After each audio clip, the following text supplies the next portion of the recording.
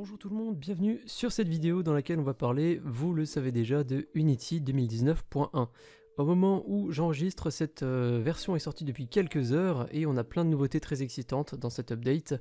Je vais passer en revue l'essentiel de la mise à jour, mais pour une raison évidente, raison que vous voyez en fait à l'écran, je ne rentrerai pas dans les détails de chacune de ces nouvelles fonctionnalités. Sinon, on va en avoir pour plusieurs heures. Aujourd'hui, on va donc juste effleurer en quelque sorte la surface de cette grosse mise à jour et certains points que je vais mentionner au fil de cette vidéo feront l'objet de vidéos séparées, donc pas d'inquiétude, il y a du beau contenu à venir sur la chaîne. Je vais me baser pour cette présentation sur les vidéos officielles de Unity concernant cet update pour vous présenter l'ensemble des fonctionnalités principales plutôt. Et on commence tout de suite par du très lourd, le High Definition Render Pipeline. Il existe déjà depuis quelques temps, mais pour 2019 il subit des modifications avec l'ajout de nouvelles fonctionnalités et quelques améliorations pour le flow de travail, donc le workflow. Ce que vous voyez à l'écran depuis quelques secondes a donc été réalisé sur Unity. Si vous souhaitez en savoir plus sur le HDPR, comme on l'appelle, il y a un repo GitHub officiel qui est disponible en description. On retrouve également du post-processing natif sur ce HDPR. Donc tout est centralisé au même endroit. En bref, le rendu visuel est vraiment impressionnant. Donc surtout n'hésitez pas à jeter un œil au repo GitHub pour en apprendre un peu plus et pour mettre en place ce genre d'effet visuel dans votre projet. On passe ensuite au Shader Graph dont vous avez probablement déjà entendu parler. Ça fait quelques mois que cet élément est sur ma roadmap, donc ça fait très longtemps en fait que je dois faire une vidéo dessus, mais je n'ai pas réussi à trouver le temps de me lancer là-dedans. Le Shader Graph permet la création d'éléments visuels et plus précisément en fait de shaders. Et le Shader Graph permet en fait de manière visuelle et beaucoup plus simple la création de shaders plutôt qu'avec l'utilisation de scripts comme on a eu l'habitude de le faire jusqu'à aujourd'hui. Comme dit, c'est une fonctionnalité présente depuis plusieurs versions, mais on pourrait dire qu'aujourd'hui, dans 2019.1, elle passe officiellement dans sa version de production, donc on n'est plus en version bêta, on a une version stable et on a l'ajout de quelques éléments et fonctionnalités pour cette fonctionnalité. Niveau réalité augmentée, dite AR, on a plein de nouveautés également. Alors personnellement, je suis pas très attiré par ce genre de concept et je ne m'y suis jamais réellement intéressé dans Unity, donc je préfère vous laisser admirer le résultat de ce qu'on peut faire sous Unity 2019.1, à savoir que le workflow et le multiplateforme ont subi de grosses améliorations concernant l'AR, donc ça sera beaucoup plus simple d'exporter un projet en réalité augmentée sur plusieurs plateformes. On passe ensuite au Lightweight Render Pipeline, qui revient également sur le devant de la scène parce qu'il existait déjà, mais il arrive cette fois-ci avec des améliorations. Ce concept permet aux développeurs de contrôler comment afficher un frame en C#, ce qui permet, pour simplifier les choses, une optimisation du jeu en temps réel. Il y a un article qui est très détaillé sur ce sujet et qui est dispo sur le blog de Unity, donc je vous l'ajoute en description. Je vais ajouter en fait énormément de liens en description sur les différentes fonctionnalités, mais vous avez également un lien vers l'article général qui contient tous les ajouts et toutes les modifications de 2019.1. Niveau projet exemple, on va aussi être servi. Megacity est un projet exemple qui est sorti il y a quelques semaines maintenant. Il est téléchargeable gratuitement sur le site de Unity. J'ai voulu en fait vous le présenter il y a environ 2-3 semaines, mais niveau stabilité c'était pas génial et j'ai eu énormément de mal à faire tourner le projet sur ma config qui reste assez mineure vu que la configuration que j'utilise sur mon ordinateur n'est pas super récente. Je réessayerai donc avec 2019.1 de vous faire une petite présentation de ce projet. On a également de grosses nouvelles sur Dots, ça je vous en ai déjà parlé, ce sont en fait les performances par défaut. Je vous ai fait une vidéo il y a quelques mois sur ce concept. Il permet de tirer pleinement profit des processeurs multicœurs modernes. Des jeux basés sur Dots tourneront en fait plus vite et votre code sera plus facile à lire et à réutiliser dans d'autres projets. Donc sur le long terme, c'est vraiment un très bon concept. Je vais pas trop rentrer dans les détails simplement parce que, comme je l'ai dit, j'ai déjà fait une vidéo là-dessus où j'ai quand même pas mal parlé des détails techniques. Je vous mets une fiche à l'écran ainsi qu'un lien en description pour aller vers cette vidéo. D'ailleurs, cette fonctionnalité Dots inclut aussi un rework au niveau des sons et des musiques avec l'ajout d'un module de rendu et de mixage des sons, donc les sound designers vont être contents. Dans 2019.1, on a pensé à vous. Niveau console, on a également des ajouts et ça je suis super content de l'apprendre. Vous savez que j'aime beaucoup la console de Unity. On peut maintenant cliquer directement sur les lignes secondaires de la console, donc des lignes qui n'étaient pas super utiles jusqu'à maintenant. Ces lignes deviennent cliquables pour ensuite ramener l'utilisateur à l'endroit dans le code ayant généré le log. Autre chose qu'on attend depuis très longtemps, et quand je dis on, je sais que nous sommes très nombreux, on a maintenant un éditeur de raccourcis intégré à Unity. Ça fait très longtemps que j'attends ça, c'est un module qui est présent dans bon nombre de logiciels de création, notamment la suite Adobe, et Unity rejoint enfin cette liste de logiciels. Donc par exemple, aujourd'hui pour faire un retour arrière vous utilisez CTRL-Z, et bien avec l'éditeur de raccourcis vous pourrez utiliser CTRL-T par exemple pour faire un retour en arrière. Vous pourrez donc éditer vos raccourcis.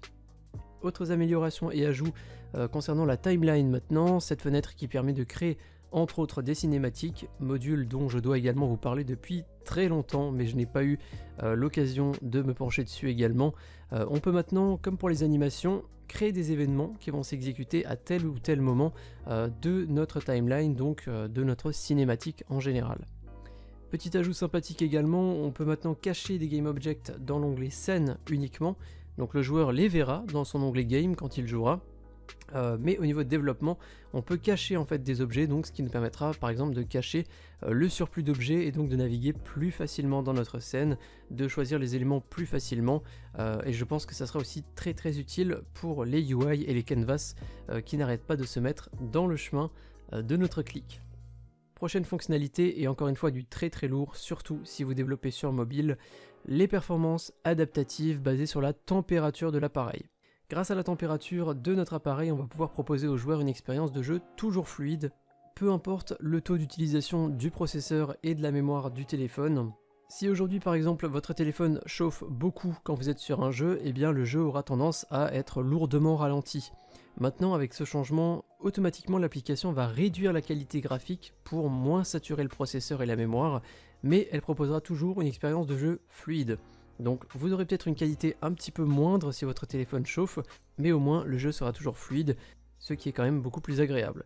Je vous montre à l'écran d'ailleurs un petit graphique qui a été proposé par Unity. Ce graphique exemple nous montre la différence de framerate, donc simplement le nombre de FPS ou le nombre de IPS en français, pour un même jeu sans cette nouvelle fonctionnalité et avec cette nouvelle fonctionnalité. Donc on voit une très claire différence, et sur le long terme on voit qu'avec cette nouvelle fonctionnalité, eh bien le jeu est toujours aussi fluide. Annonce suivante, la création et l'édition d'éléments de UI sera simplifiée. Et même si cette interface à l'écran peut faire un petit peu peur aux novices, eh bien il est en fait très utile et assez simple en fait d'utilisation, car il regroupe toutes les propriétés d'un élément au même endroit. En fait c'est exactement ce que vous avez dans les outils de développement d'un navigateur web comme Chrome ou Firefox. Donc généralement si vous appuyez sur F12 ça va vous ouvrir les outils de développement.